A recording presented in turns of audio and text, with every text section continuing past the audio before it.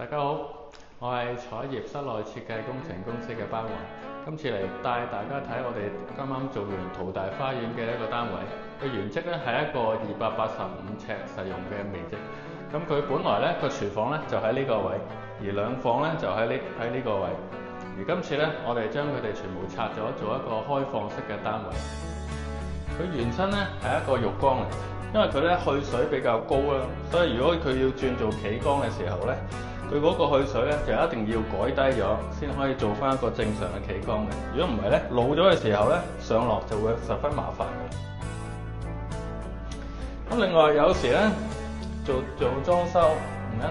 淨係睇室外，唔係淨係睇外表靚就得㗎，有時裏邊咧都一定要將啲細節做翻好。如果裏邊呢啲位咧唔打膠咧，到時有啲咩維修啊，要換嘢啊，啲水流晒落去嘅時候咧，就會整爛個櫃。所以有時我哋一定要將啲細節做好，咁先為一啲好嘅裝修。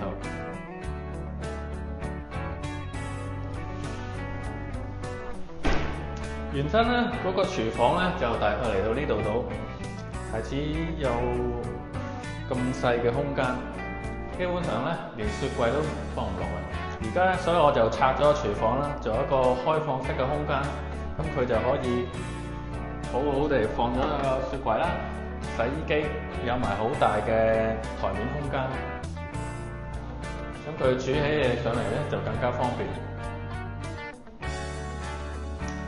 原身咧佢就呢間房就喺大概喺呢個位啦，同埋比較細啦，同埋唔夠儲物空間，所以而家咧我就做咗一個大地台啦。裏邊亦都做咗一個高櫃啦，因為咧戶主咧就想佢每日瞓完覺之後咧，將成張床褥可以攝晒入去，咁而呢個可以變成一個活動嘅空間，等佢平時可以休閒用，喺度可以睇下書啊，玩下電話咁。